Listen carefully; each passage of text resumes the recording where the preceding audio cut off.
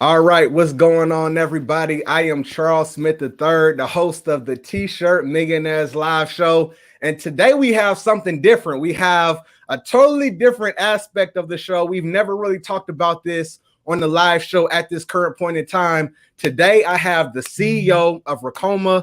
His name is Henry Ma. They're doing some great things. They have a lot of equipment that can really empower T-shirt brand owners to take their brands to the next level and really do some different things with their brand as far as embroidery. So I really look forward to having this conversation. I think it's going to be extremely valuable. Make sure you stay tuned in. And what we're going to do is hit the intro. Then we're going to come back and have a great conversation with Henry. All right, we'll be right back.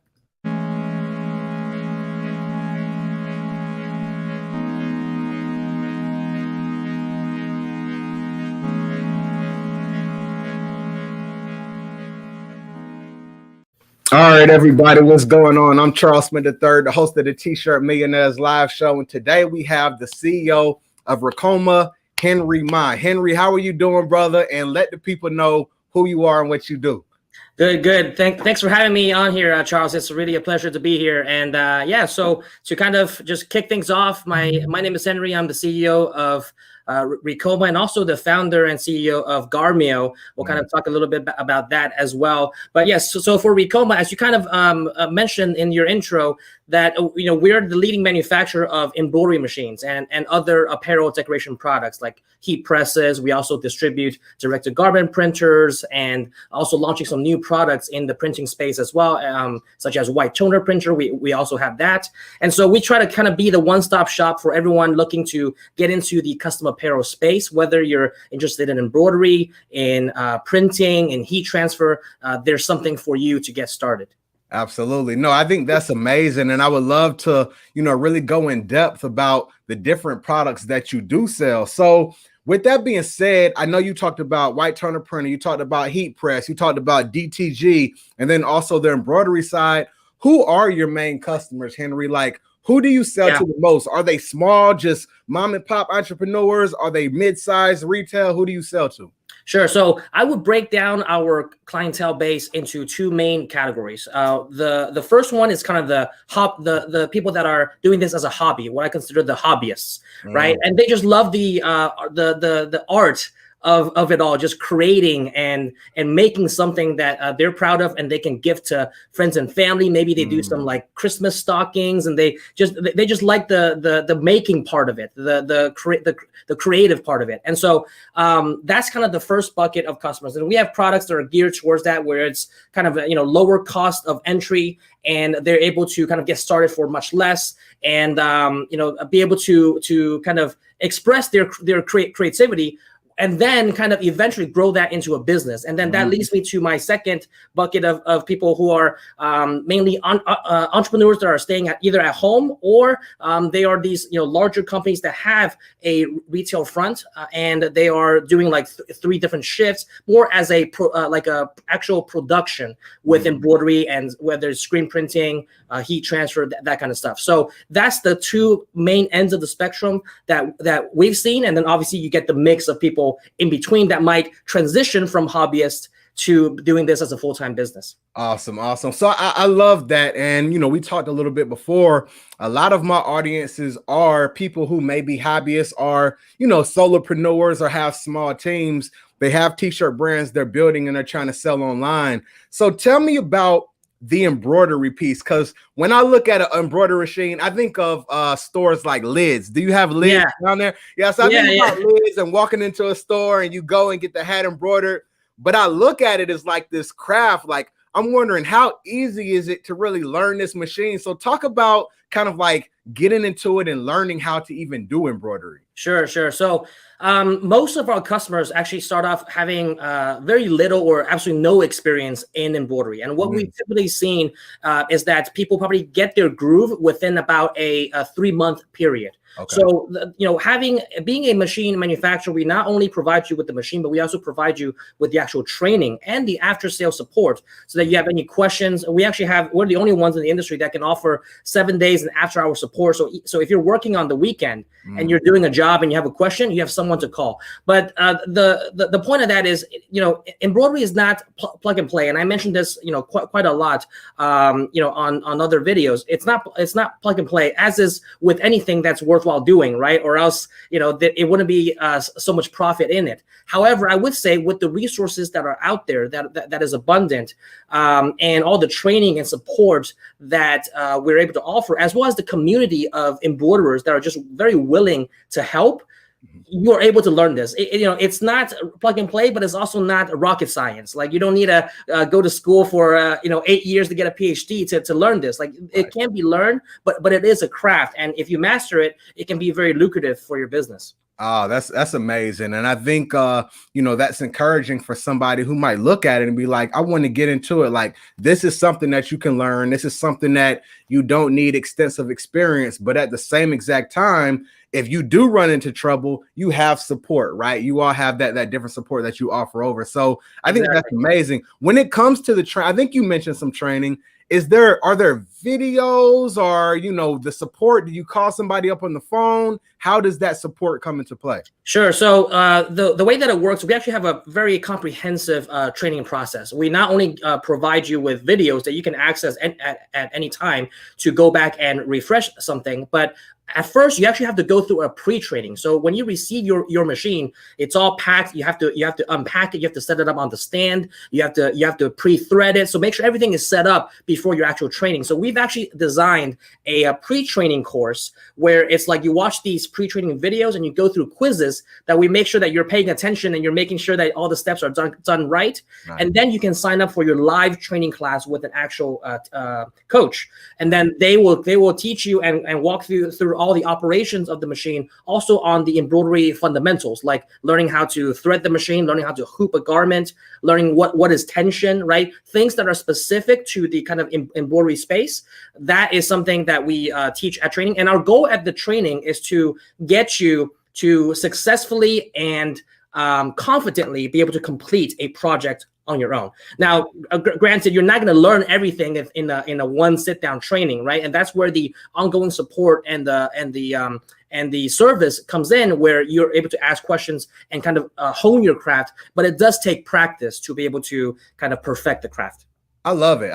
I think that's amazing, right? Just the whole process of going through pre like onboarding training and then exactly. Yeah. I think that's good. So I see in the background, Henry, you got shirts, you got hats. What type of products like can people embroider? Like, if they want to get a machine, they want to put embroidery on something, what type of products can they do that on? Sure. So we have a saying here that you can embroider anything that a needle can go through. Nice. That's pretty much true. Not only do you see the stuff behind me with jackets, hoodies. I think there's like a boot right here. There's like a boot, right. And then you obviously got the caps.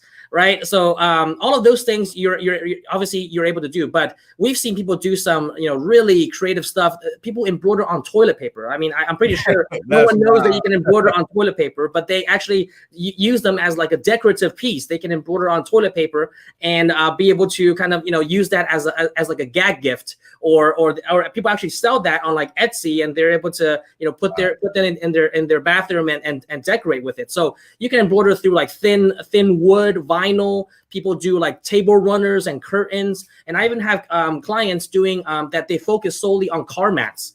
We also have a video on doing how to do car mats. So you can partner with like car dealerships and local shops, and provide your service to, like, if they're selling car mats, when people go into the store, they can offer like, on demand, and be able to embroider car mats for that dealership, and they can earn some additional revenue that way. So really the possibilities are endless. As long as you can put a needle through it and the needle goes through fine, you can embroider it.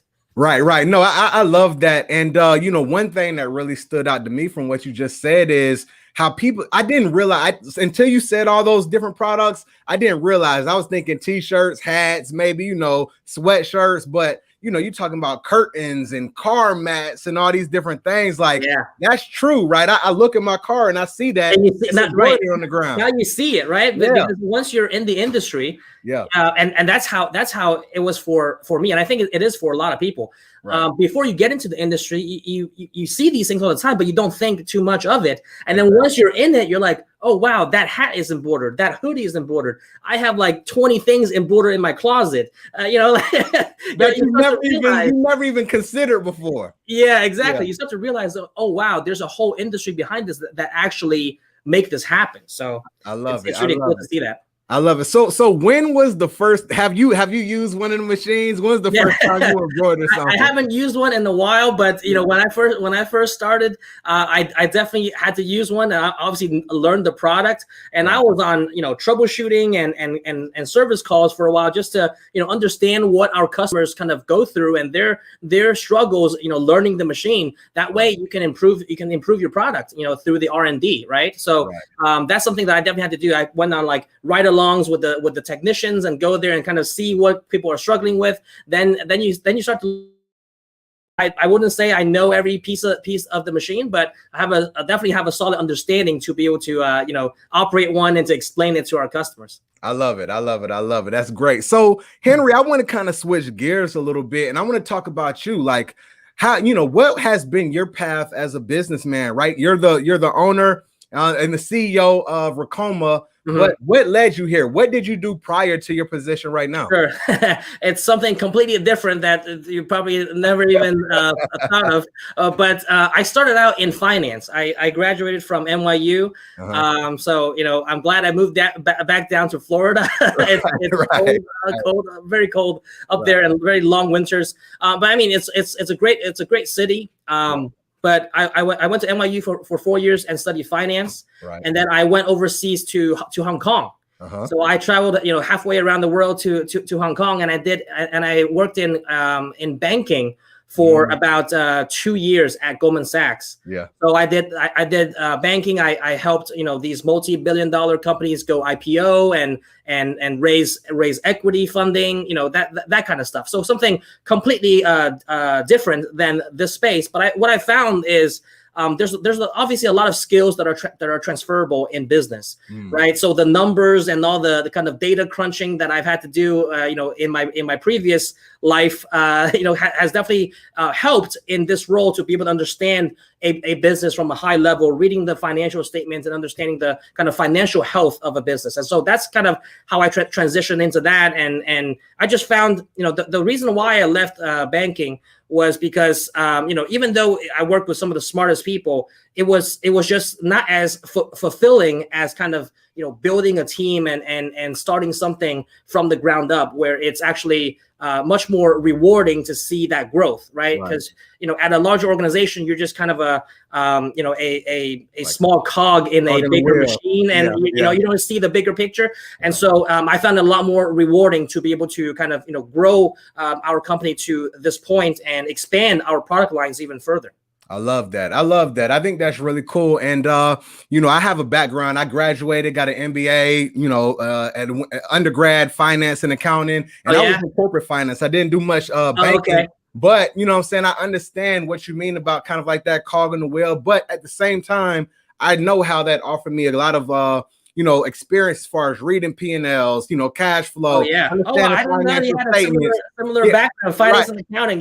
Right. But I was totally like a fish out of water, man. Like, I didn't belong. Like, this is what I'm supposed to do. So I made that transition similar to you. So as a CEO of Ricoma right now, like, I can imagine you have tons of things and tons of responsibility. How do you focus on the things that you need to focus on, right? And how does that look? What is your everyday kind of like journey through, you know, through being a CEO of the company? Yeah. I mean, they say that CEO stands for Chief Everything Officer, right? So you're really kind of just putting out any hat that the company needs you. And I kind of consider myself, you know, essentially like a like a firefighter. You're just putting out fires, you know, and dealing with issues and problems, and wherever the company needs you. That's kind of how it dictates my schedule in the day. You know, I could be on with a customer. I could be on a podcast or shooting some content.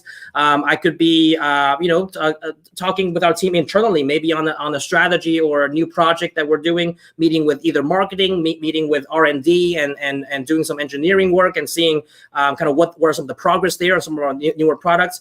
Those are kind of the different areas of where I spend my time. But it really is, there's no single day that is exactly the same. You really kind of wake up and see kind of, you know, where the day takes you, and where are some of the kind of where the company needs you, you know, during that day. So not every day is different, but I think that's part of the challenge, and that's part of the interesting part of it. You never really get bored in a role like this, because there's always something new. And, you know, even though I've been doing this for quite some time, you always learn something new about apparel, about the different decoration methods every single day. And that's what keeps it very engaging.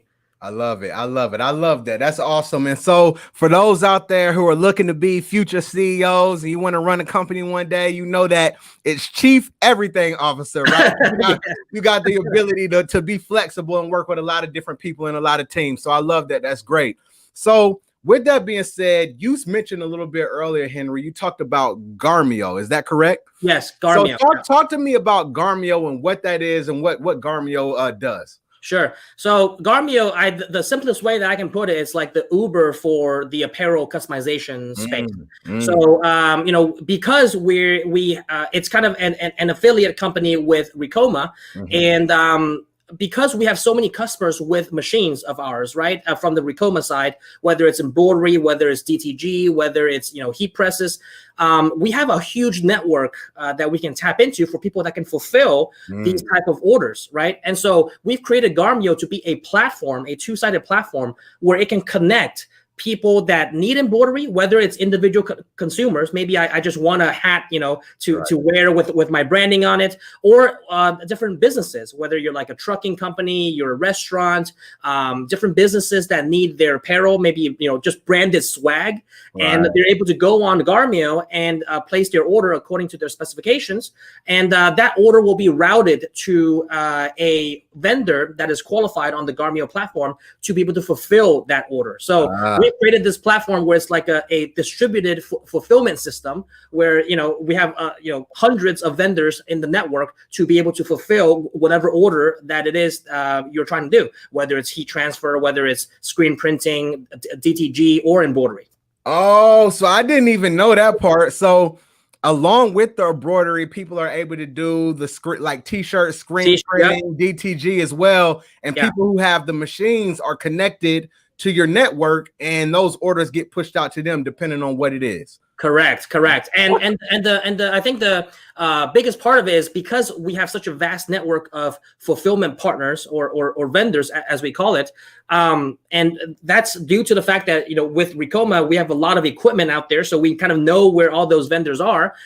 They tap into our network. They're able to get more business. And at the same time, on the consumer side, people that are ordering these custom apparel, whether it's businesses or individuals, they get their stuff turned around much faster. Because, you know, it's a distributed network where, you know, it's all over the country, and the algorithm, the system is able to know where your order is coming from and the specifications of your order to know who's best suited to fill that order and their capacity. So you never get stuck with someone that's, oh, I'm backed up in orders for, you know, 3-4 weeks and I can't get to your one single hat until like 4 weeks later, you know? So that single hat can just be distributed to someone that can have the capacity to do that right then and there and ship it out to you.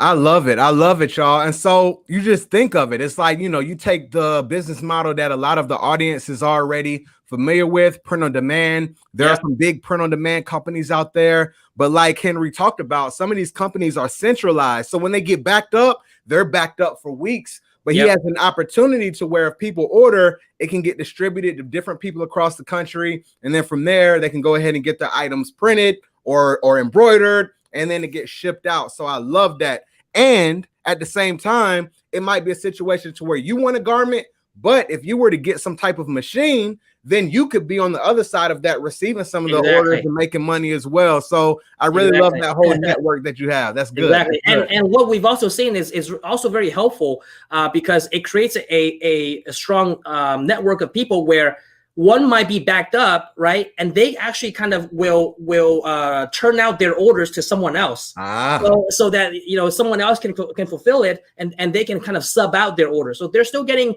some cut of the profit, but because they can't fulfill it, they will either lose the customer, or the customer is going to be very mad that they're getting their order very late. So they sub it out, and so they can tap into that network from a business standpoint too. So between vendor to vendor, you're also able to distribute some of that load from the orders that are coming in. I love it. I love it. Now so we have someone on here. They have I Manifest My Destiny. They wrote a comment and said Garmio. Is it Garmio or is it spelled? So it's with an E, Garmeo. Yep. There we go. So I think there we go. Right.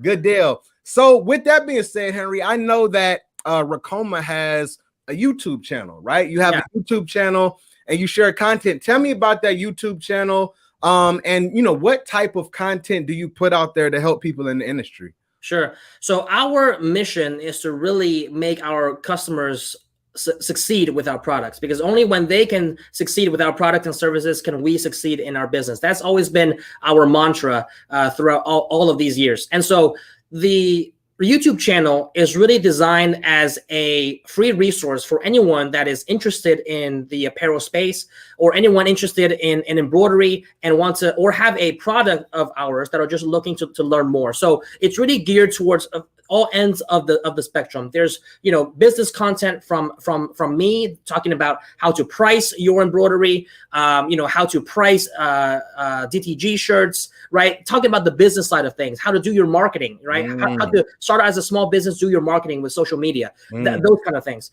And then you have the actual kind of like hands-on and crafty end of it, where we actually have a series called Embroidery Hub, where it's all about different tutorials. Like it will show you how to embroider a hoodie, how to embroider a cap, how to do 3D puff on caps, on t-shirts, et cetera, anything you can think of, belts, car mats, as I mentioned, all of these things. It will show you tutorials and people can follow along. And we get requests all the time, like, oh, can you do this? Can you do that? And then if we get enough requests, we will go ahead and make a video on that particular topic. And so that's more tutorial based, and coupled with all the business advice and business content, I think it gets the best of both worlds, where people learn the craft. And at the same time, if you're doing this as a business, you want to make a profit, you got to know how to get customers and get your orders done.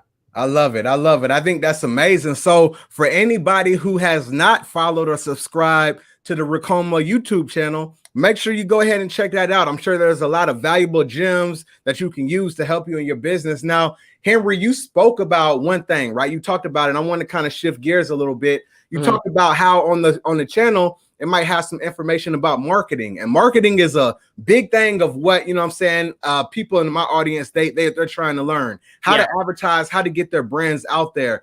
What tips would you have for maybe a t-shirt brand owner who's just starting out and they want to be able to market their brand? What things should they be thinking about before they move forward and start marketing? Sure. So the first thing that I always tell people is, don't go immediately to kind of, let's spend thousands of dollars on advertising and do all that stuff. The low-hanging fruit is always in your network.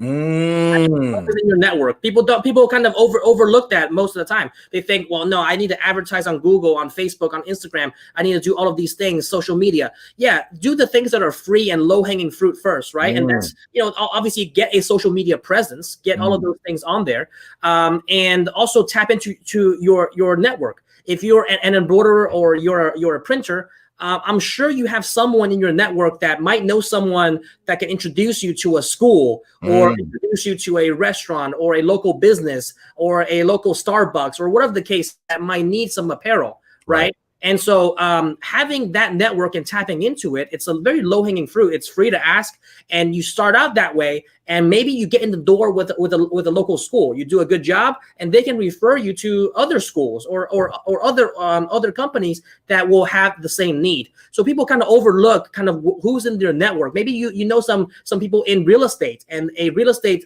company might need some shirts, you know, to look professional in front of clients. Whatever the case is, think about kind of who you're targeting and who is in your network to be able to tap into that first, and then start with the kind of, you know, once you get to a certain scale, start with the paid advertising and doing that. But you don't have to do that right off the bat. You know, I don't want people to think that you need to tens of thousands of dollars to start off to do advertising in order to win in this space. You really just need to start out small and be able to grow from there. But one last thing I would say about that is, on social media, you have to be consistent. Right? Like, you want to tap into your local network and then also be on social media, all the free platforms, and be consistent about posting your work so that you can, because whether it's embroidery or printing, it's very visual. People want to see what you can do. And so or whether you're launching a brand, you want to show kind of people wearing your product, showing kind of what the quality of the actual decoration is. So be consistent and posting that on all the social media channels.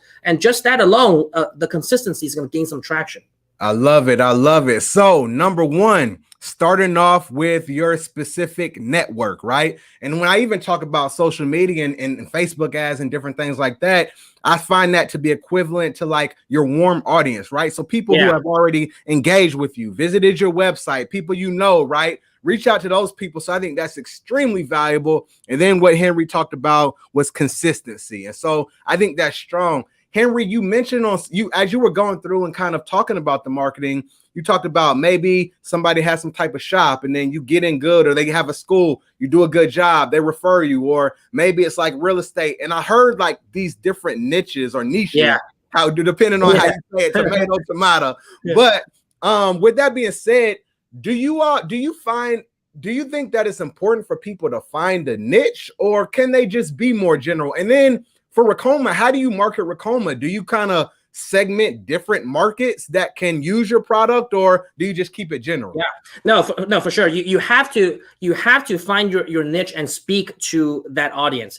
And the reason why you should start off with a niche is because it allows you to be very specialized. You can't just be so broad in the beginning, you know, and target everyone. It's like, oh, anybody that wants embroidery, anybody that wants a t-shirt, they can come to me. I mean, that's very broad. No one's gonna resonate with that message, right?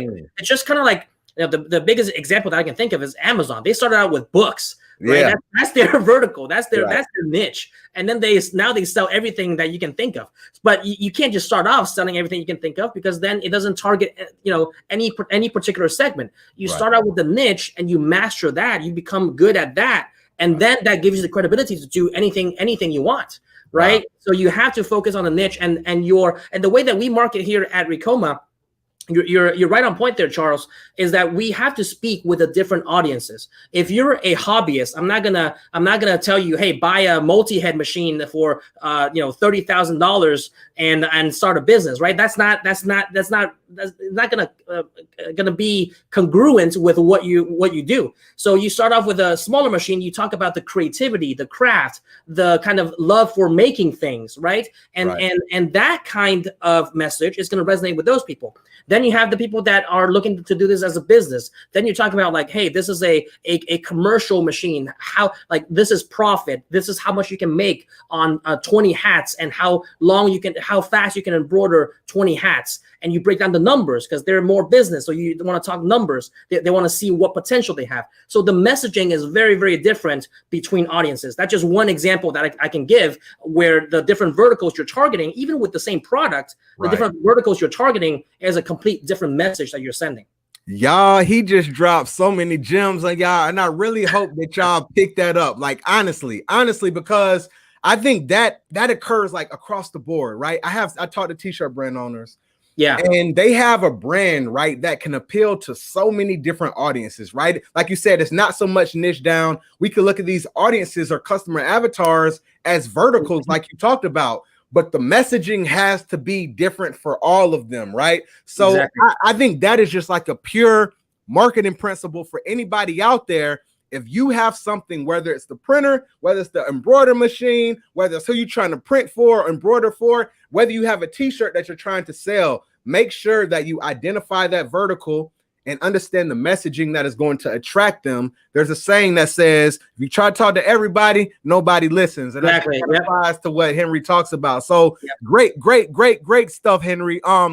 Question from Stan Banks. Stan Banks t-shirt side hustle, and I actually have a t-shirt side hustle on shirt now. That's my brother. Yeah, man. So he says, how does embroidery products help a brand value? Sure. So I think that embroidery is in itself is very highly perceived value, right? Because it's embroidered, it looks nice, right? You're talking about all these stitching that's kind of, you know, built into a logo or a design on a shirt. So it makes it look very high value. It looks like it adds value to a blank piece of garment. Right. Then on top of that, I think with embroidery, it helps build a kind of professional look for your brand. Whether you're a restaurant, whether you are a business, and your staff kind of has, you know, the uniforms and company swag, it makes it look like a unified front. It makes it look like you're a business worth doing business with, and that's the type of message and pitch that you guys need to be sending to people that you want to sell your services to, right? Like you got to be like, hey, a shipping company, like if your staff and your drivers all wear like a polo that looks nice with your logo on it, that makes your company look it makes it look like a larger company and one that's worth doing business with. And that presents a very different image to their customers, which then can bring value back to them. So it's kind of like a chain of adding brand value. You add brand value by making embroidery or printing for a company. They add their brand value by showcasing their brand whenever they're out on a call with a customer. That's why you see like AT&T and Comcast, when they come to your home and they fix your internet, they are wearing a polo shirt, right, with a Comcast logo on it. Why do they do that? They want to look very professional, and that gives a different appeal. It makes it seem like this is not just some random guy that's coming into my house. This is from Comcast, and they're like a unified front. You know, that's very different. I love it. And I love the statement that you just said. You said, look like a business that's worth doing business with, right? Yeah. For your perception, how do you present yourself? I love that. So with that being said, Henry, I want to just go over to the website real quick. And how if somebody is looking right now, right, and they're like, man, Henry, he's over there telling about embroidery and how it can improve the brand value. What would somebody need to do to come over and get a machine and get an embroidery machine? I see over here in the embroidery section, you have all these different items. Like, what should they be looking at, and what are the first steps that they should take? Sure. So if you just kind of want to browse around to our machines, right? Yeah, exactly what you show there. There's all these different type of machines, and we kind of broke it down to semi-commercial, single head commercial, and multi-head commercial. And when you view all of them, you know, the way that it's broken down, it's basically what your needs are. With embroidery, as with any commercial equipment, you have to tailor it to your needs. And so I would generally recommend for someone that's starting out, you would go with a single head machine. So what a single head means is just you embroider one item at a time. When you venture into multi-heads, 2, 4, 6, 12 heads, right? Like then you're embroidering 12 items at the same time, 6 items at the same time. It's for those production companies that are actually doing this in large volume. I mean, there are people that are doing, 1,000 caps a day. I mean, when you have 1,000 hats a day to fulfill, you're not gonna one single hand machine. You're gonna be doing 1,000 hats for like 3 weeks straight with no sleep, and you're still not be able to finish. So the larger machines are for those that have that volume. But you can always start out with something small, like the single heads that you're showing on the screen here. And the difference between all of those, it's a variety of capabilities that will suit your needs. So if you're looking for something small, maybe go with the EM1010 as you just scroll past there. Yeah, that's more of a starter and hobbyist machine. So that's for someone that's like, okay, you know what? I just have maybe a super small home business, or maybe I'm just doing this as a hobby. I'm really starting out. It is a lower budget, right? But it also has a lower embroidery area. So you can't really do like jacket bags and large bags. Like it won't have the embroidery area to fit those larger items. So that's something you need to consider, right? It's like, what kind of items are you looking to do? And that's going to help determine what machine to get. And then the TC and the SWD that you're seeing there are much larger machines. As you can see, it is much wider and much deeper, and that's able to accommodate much larger items like jackets, bags, and things of that nature. So it really depends on the type of volume. One, that's how you determine if it's single head or multi-head. And then within that, you determine kind of what you need in terms of the types of items you're doing. And then you can go with what machine best suits your needs and your budget. Really good, really good. So for anybody that's out there considering, right, depending on what you're trying to do, we have a few items that, Henry, he talked about. Come back and watch the video, come to the website at ricoma.com, see what they have. And then at the same time, Henry, I noticed that you have printing items. So we come over here and I see that you have, direct to garment printer. You also have a heat press. Tell us about these. Sure. So we have a direct garment printer package. We've partnered with Ricoh, who's a huge manufacturer with just office supplies and office printers, and they also have a DTG line. And so we partner with them to be the distributor for the Ricoh RI1000, which is the direct garment printer that you see there. And it's packaged with everything you need to get started. So if you're looking to kind of print on T-shirts, print on hoodies, flat items, the package comes with not only the printer but also a heat press, because you would need a heat press when you go with a DTG, because you need to cure the actual ink. You need to kind of cure the pre-treat that you spray on there. So all of those things are included in the package. And it also comes with the pre-treatment liquid as well as the spray gun to be able to do that. So we really try to craft everything that's out of the box so that you can really get started taking it right out of the box and get started printing on your first shirt after you go through your training, of course. I love it. I love it. So kind of like a one-stop shop. You got everything you need, from the DT machine to the heat press to cure the ink. You can get it all here on the Ricoma website. Now, I saw something at the top. It looks like you do some type of financing. Is that correct? Yes, correct. So all of our machines have 0% financing. So that's something that I think we're very known in the industry to make it more accessible to a lot more people, right? So we've really made it a point to make the financing super easy and very affordable. And you can see there, we actually have a President's Day sale going on, payments as low as $130 a month. So so it's $130 a month with on the embroidery side, and then DTGs as low as $249 a month. Both machines have free shipping, so that alone can save you like $1,000 on the shipping. But the 0% financing, it's meant to make it very affordable for people to get started, because it's very low monthly payment. And at $130 a month, just because I don't know if people that are watching, they kind of put that into perspective what that means, right?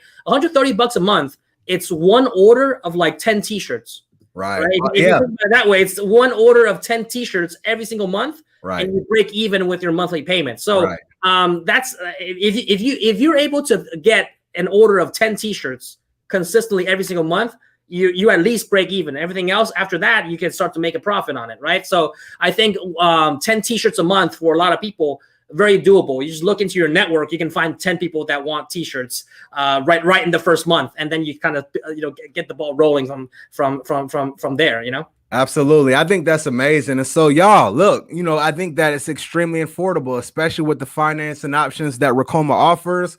And just like Henry talked about, it's not so much about thinking about the price of the investment or the cost of the investment, but it's really about, okay, if I get this, what can be the ROI? How can I go ahead and break even as fast as possible? An order of 10 shirts might not be anything. You get through that, everything afterwards is gravy. So I really love that. And I think that if you're interested, definitely go check it out. So with that being said, Henry, we're going to wrap up. Okay.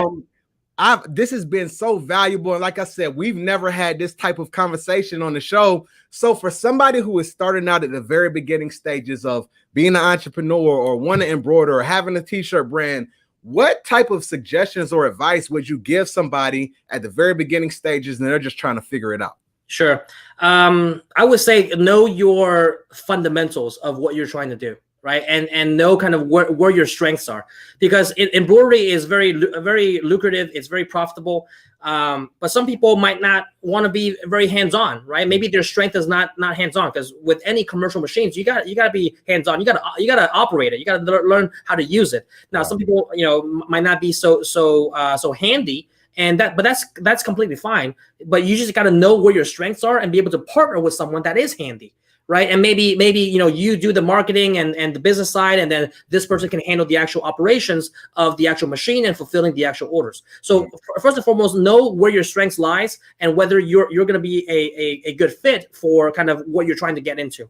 Then it's really understanding the fundamentals of the business, because I've seen so many times where people go in, they're excited, right? They buy a machine and then they want to get started. And then the first question they say is like, okay, I got my first order or I got my first inquiry. How do I even price this thing, right? Like they have no idea how to even give a quote. And so that's something that you probably want to nail down, your price sheet and your quotes, before you even start to think about what machines to get, so that you start to calculate, come up with a business plan, start to calculate, okay, this is the number of orders I need to get to, like, recoup my investment. And then this is how much I'm going to charge.